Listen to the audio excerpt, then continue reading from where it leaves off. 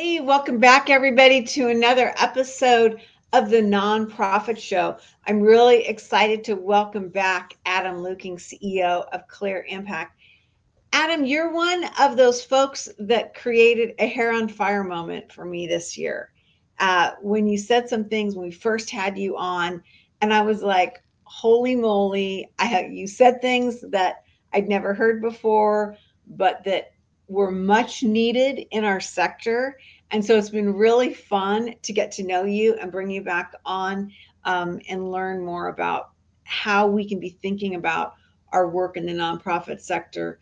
And so I'm just delighted to have you back to be talking about managing a common purpose. You ready? Yeah, the feeling's mutual, and now that I'm here, you can't get rid of me. So hope to be a repeat guest as often as you'll have me.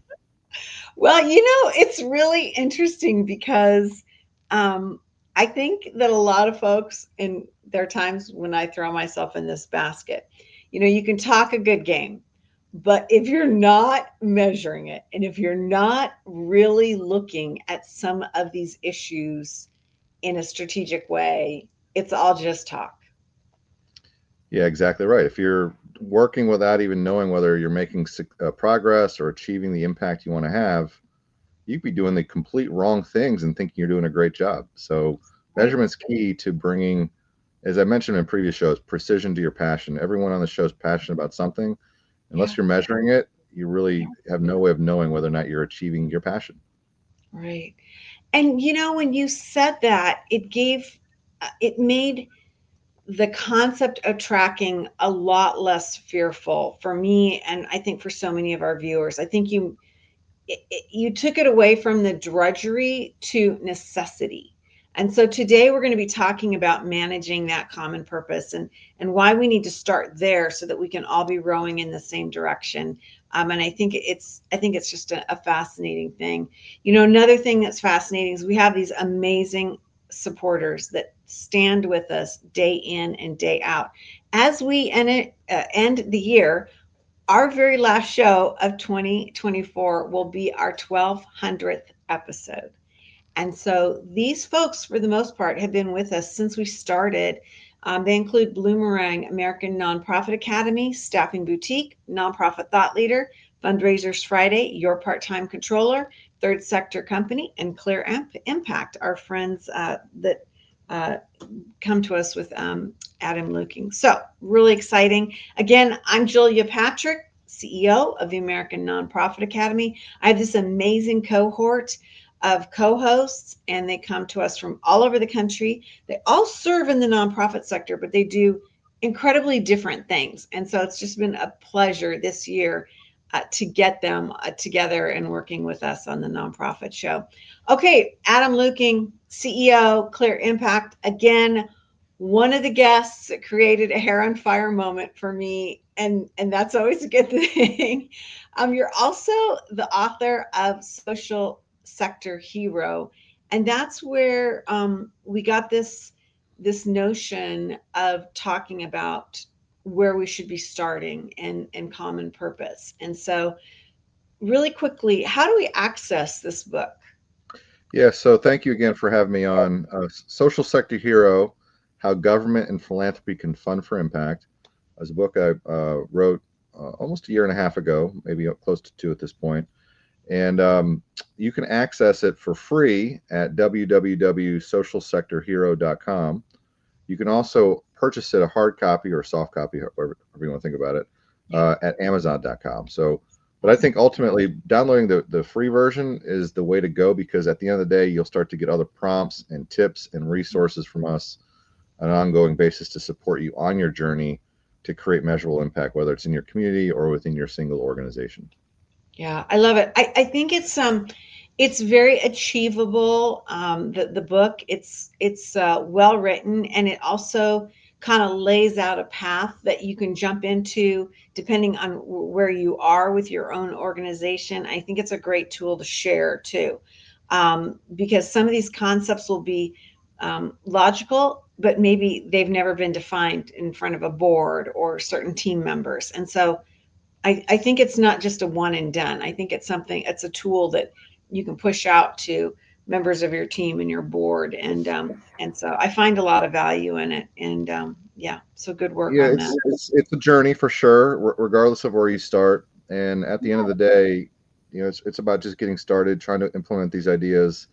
None of the 8 core concepts in the book are rocket scientists or rocket science, and I certainly didn't invent any of it. My goal in the book was just to package it in a way that was digestible and Right. hopefully helped incite a reason for folks to want to try to use data to make measurable improvements. Right. Well, I think what you do is you make it achievable, and you kind of create that nexus between why we should be doing this, as opposed to just making it arduous and something like, oh, we'll get to that down the road. But making it like, yeah, no, you got to do this now. You got to start here. And so I think that for me, it just brought it to the forefront in a positive way, right?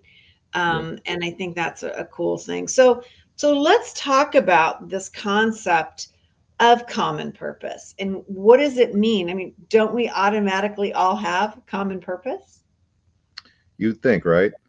So Whoops. it seems common sense, but I would argue, given my experience both in having founded nonprofits, worked nonprofits, worked in county government in a role that supported nonprofits, but then even into the future now where our company supports government and nonprofits to make measurable change. It's not often the case. You'll have some mission statement that sits on a shelf and nobody really could even understand or regurgitate. You have staff that come in, there's high turnover. But how do you get people, whether they're with you for a short time or with you for a long time, your partners within the community, to really align with something you're all rowing together towards, a common purpose? That slide you had before was great because the way I see it, it's a team. Whether you're a team with community partners, whether you're a team within your organization, maybe you're a team within your just small little division or department, knowing it is what you're trying to achieve together is ultimately going to help you as a team work together to get there. In the book, I talk about I coach a lot of basketball. Yeah. I have 4 kids, and so ultimately at the beginning of the season, the teams I coach, we sit down and we talk about what are our team goals? What is our common purpose? Is it to win the championship? Maybe some teams do. Is it just win a couple games? That great. Is it just to have fun and have greater skills? But let's name our common purpose, what we're working towards together. I think that's important. Similarly, for a community, and particularly funders, government and philanthropic funders, if they can't say we're funding you to help achieve this thing in our community, they're missing it's a complete misstep. Because in my mind, in this world of measurement, if you can't define what it is you want for your community as a funder, you're not going to be able to align all the partners to help make it happen. They're not going to align their performance measures. They're not going to be managing or creating a culture of performance. And all the other tips that come along are core concepts in the book that we talk about. I always say that if you don't get as a funder, and even as a nonprofit, if you can't get the aligning with a common purpose right, you're probably not going to do the rest of these tips well. And so that's why I Yeah. think that's a good place to start. So interesting because reading your book, and looking at that, I had just been asked by an organization of significant size to evaluate their brand promise and their mission statement and some of those things. And I said, okay, get me all your materials and let's see what you're working with. And they sent me 3 things that they were using, and each one of them had a different mission statement. Mm-hmm. I mean, like, not like a missing comma. I mean, like a different, And I had just started reading your book, and saw that in practice. And you talk about that coaching piece, and I thought it was fascinating. You talk about what are your goals from having fun, and we're talking about youth sports to having fun. I mean, there were probably kids that are like to get the snacks afterwards, to other kids who were like, so I can go to college, right? I Right. mean, wow, what a difference. And so I found that to be shockingly accurate in the world of nonprofits. Um, Yeah, I Heartbreaking. think that's actually very much right. And what I'd like to do now is just share 2 quick stories with you that I think, particularly about having a common purpose at a community level. We can talk about a common purpose at a community level. We can talk about the organizational level. We can talk about division level, or a common purpose for an individual and how they align. But at least for purposes of this conversation, I want to start with two stories of Yeah. managing a common purpose at a community level, both of which are case studies in the book, actual clients or folks we've worked with over the years. The first is in the state of Maryland. And in the 1990s, Governor Glenn Denning came into office with his Lieutenant Governor Kathleen Kennedy Townsend. Uh-huh. And Governor Glenn Denning tasked the Lieutenant Governor with trying to understand the state of child well-being in the state of Maryland. And so, they brought together all the child-serving agencies, the Department of Mental Health, Department of Education, Department of Human Services, you name it, Wow. and said, as a group, can you tell us how are children doing? And ultimately, it was like this: we think so. And ultimately, that wasn't good enough. And so, what that led to was the creation under the governor's office, what is now called the Governor's Office for Children, 8 core outcomes for children in the state of Maryland. Everything from babies born healthy to children entering school ready to learn, children reading on grade level, matriculating to high school on time, and ultimately, going on to either an advanced degree or some form of training, job training. Mhm. And so they came 8 core outcomes they wanted for children. With that, they named 3 indicators for each, so 24 total indicators. And started tracking that. They still track that to this day. They still track that to this day through our software platform. Wow. What they realized though quickly is that if they focused on all 24, nothing was going to get done. So they Mhm. focused in on the percentage of children entering school ready to learn, knowing that there's a lot of things that go into that, including babies born healthy, and it leads into a lot of other things along the cradle to career pipeline. And so what they did is they brought together statewide all the leaders with a role to play, the state agencies, the nonprofits, the big statewide nonprofits, the faith community, the business community, all in a room that was professionally facilitated. They all picked their aligned contributions, their aligned performance measures. They really looked at the story behind the curve, as we call it, the contributing and restricting factors to why this trend was heading in the wrong direction. And from there, the partners they need, thinking about what works and evidence-based strategies, all the way down to what their action steps were going to be and who was responsible for making it happen. So they did that statewide. They also mirrored that same effort in all 24 local jurisdictions. So think about alignment of jurisdiction to the state. So that's the first part of aligning with a common purpose. But then Mhm. within each jurisdiction, they had all those same local partners aligning their efforts towards what was happening in their counties. And so you have the statewide effort, there's local efforts, and then you have these organizations at the local level, all knowing that our work and the reason why they're part of this effort is to help children enter school ready to learn. So Mhm. fast forward over a 10-year period, 90s, 10 years later, they increased the percentage of children entering school ready to learn from 49 to 83%. Think about that for a second. Amazing. 49% to 83. And think about the number of children that affected. I mean, we're talking millions of kids over that period of Yeah. time and continue to do so, who have a better trajectory for better outcomes in life from being Mhm. able to enter school ready to learn. So that's story number one. That I think it kind of shows you the importance of measurement, alignment, etc. Similarly, so there was a local effort. One of the outcomes was babies being born healthy. In Baltimore, the city of Baltimore decided to take on an effort of their own. The city of Baltimore is 61% African American. There's deep racial divides, and there are giant disparities as it relates to babies being born healthy in the city. Yeah. So, led by the local City of Baltimore Health Department and the Annie E. Casey Foundation, which is Mhm. based there in Baltimore, they brought together over 100 partners. Similar facilitated process with aligned contributions, aligned measures. They brought together the faith community, all the nonprofits, the hospitals, child home visiting programs, etc. And through all of that collaborative, aligned work towards a common purpose of babies being born healthy, let me share with you the outcomes they were able to achieve. Since 2009, there's been a 35% reduction in the city's infant mortality rate, Mm. 64% reduction in the black-white disparity on that issue, 49% reduction in the teen birth rate, 75% reduction in the black-white disparity in teen birth rates, and a 71% reduction and teen infant deaths. Now, if you think about the impact of having that common purpose as a community, having the aligned contributions, Yeah. everyone managing their contribution and really thinking about how they can improve their own role really makes a difference at the community level. So those are two stories I want to share at that level, and want to let you, Julie, question the time to share more or think about more. Okay, so yeah, so second episode with a hair and fire moment, because those are astonishing numbers.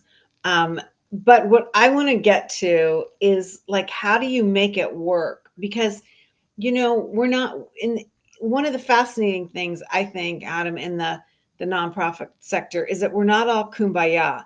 We don't always agree with one another. Fighting for resources, your Yeah, competitors in a way. Yes. Yep. and sometimes values, like, right, like, what we perceive is the truth of our mission, faith-based, governmental, neighborhood, statewide, regional, whatever. I mean, sometimes there's some competing issues here.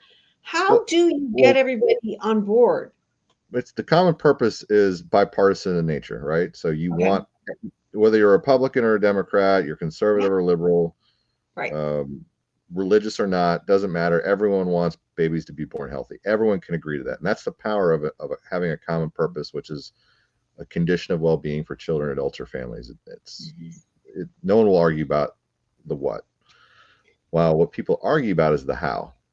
Conflicting Yeah. values in terms of, is abstinence a better strategy for teen Yeah. births, or is um, having contraceptions? So Yeah. therefore, that's one of the ways in which you can think about, okay, there are different beliefs in how you get somewhere, but they can all agree that that goal is wholly important. Mhm. So when we talk about this, it almost seems, Adam, that it kind of has to almost and maybe start like with a PR campaign that keeps getting reinforced. Like, you got to keep going back out to all these people. This is a big group of folks that were engaged on both of these projects, and you're mapping out a strategy in a situation. How does that keep being reinforced?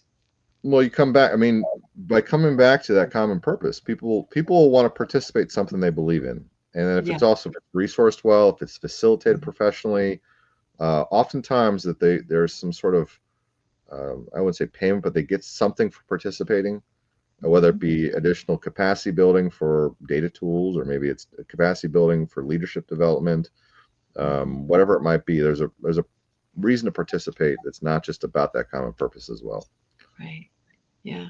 Super interesting, because you've got to keep incentivizing and bringing that finish line forward, right?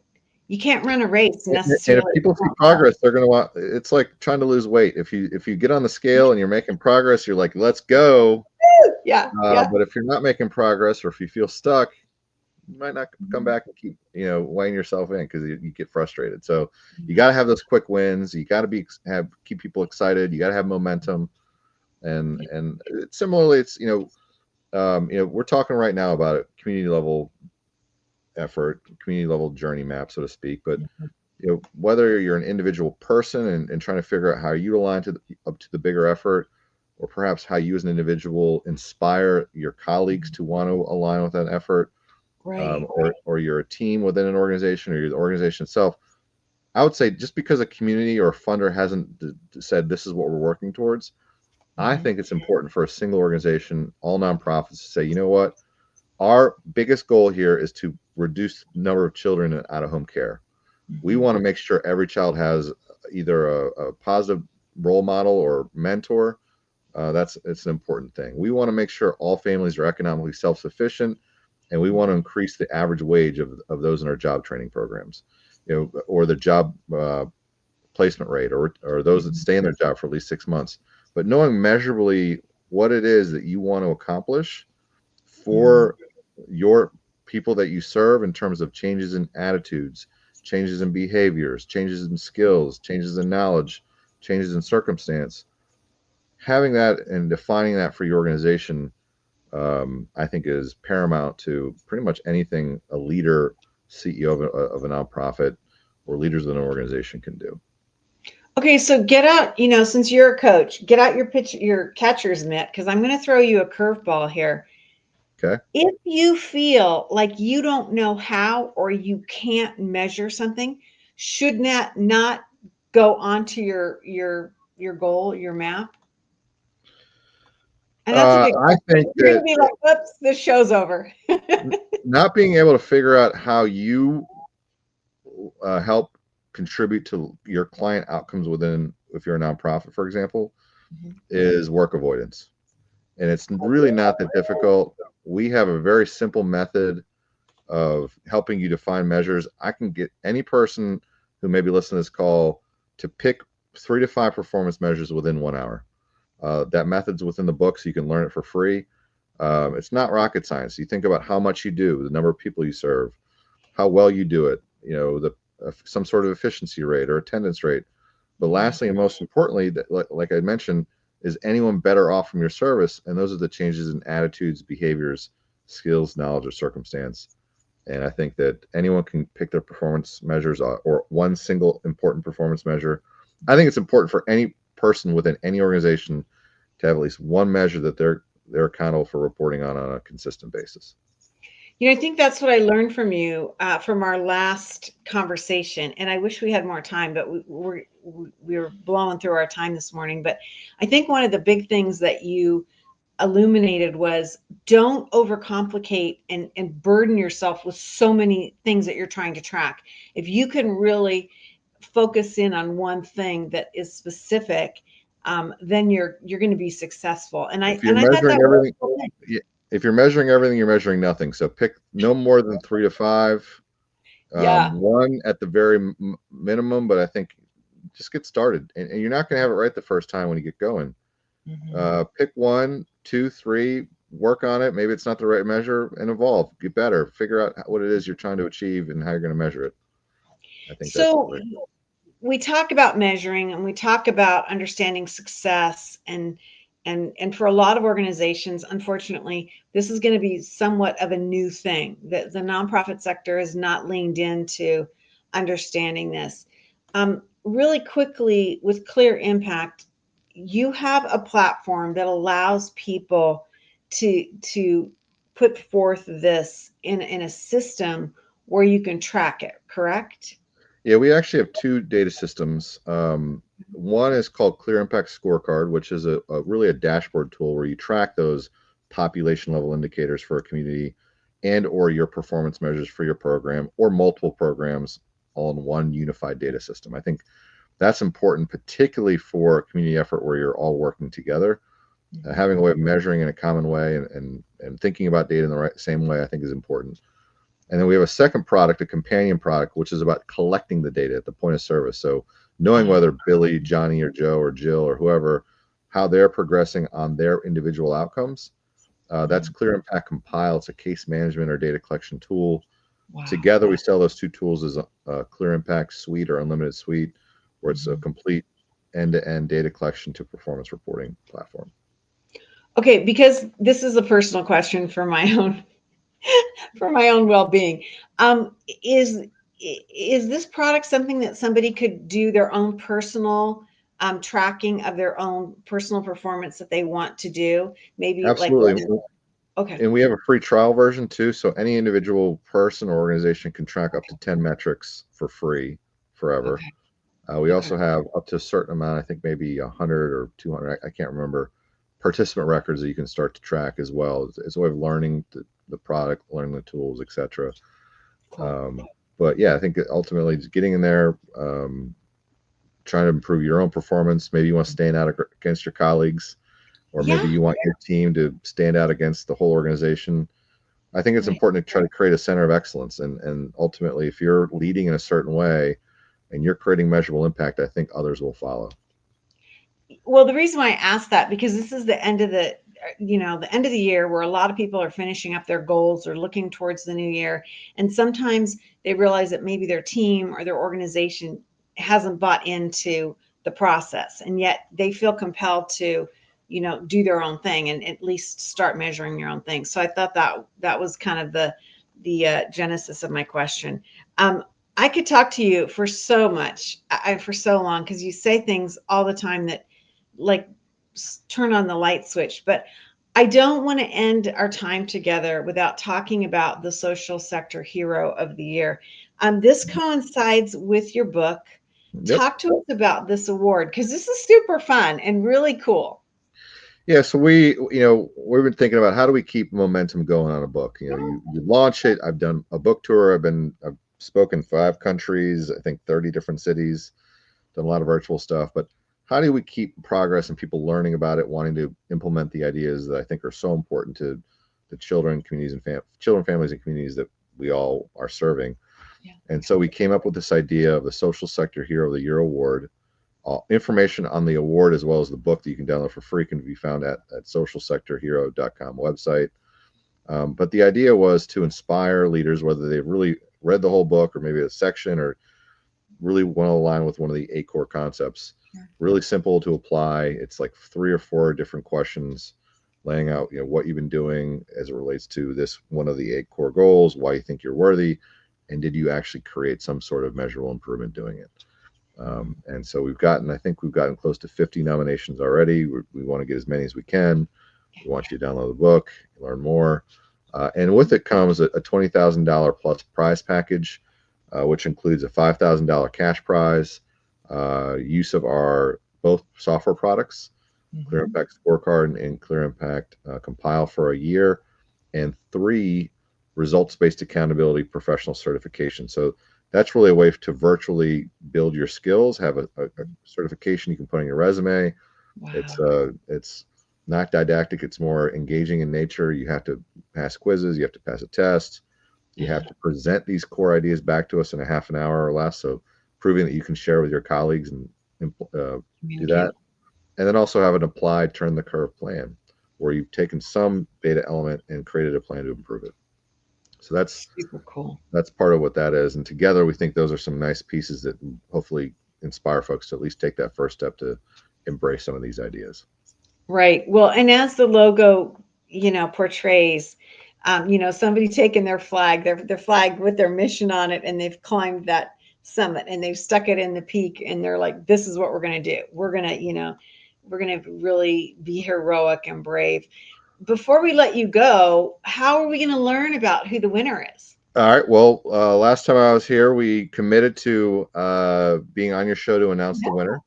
Yeah. We will set that date once we've determined the winner, probably 3rd or 4th week of January, maybe the 1st week of February.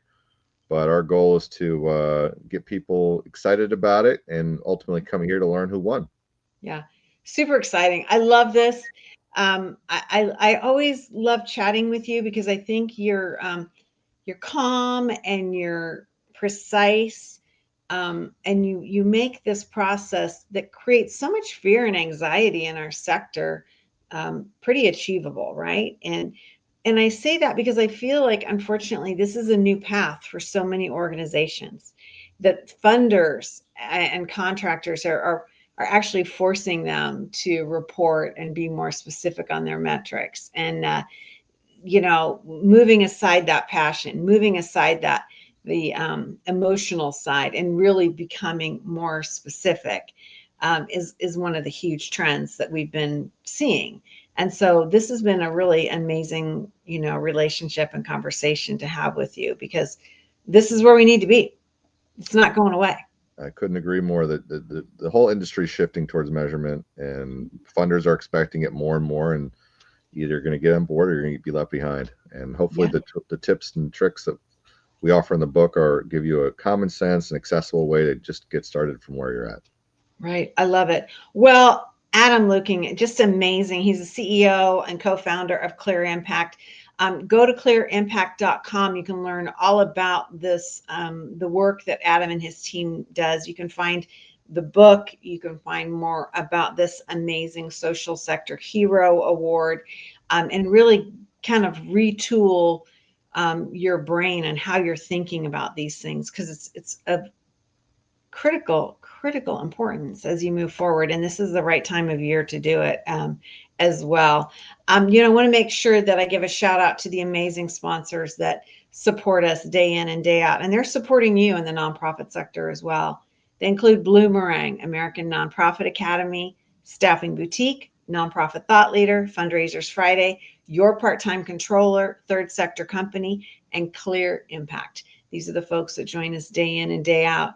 Okay, Adam, hair on fire moment again today. Wow. Hey, I'm here for the people. Okay, well, I don't have that much hair to give up, so I can't have any more hair on Me fire either, moments. man. That's why I don't try to set it on fire myself. Yeah, this could be dangerous. We got to come up with a different object on fire situation for our next chat. So There you go. we'll work on that together. We really Sounds will. good. Well, thank you again. Hey, thank you. As we like to end each and every episode of the Nonprofit Show, we leave with this mantra, and it goes like this: to stay well, so you can do well. Thanks, everyone.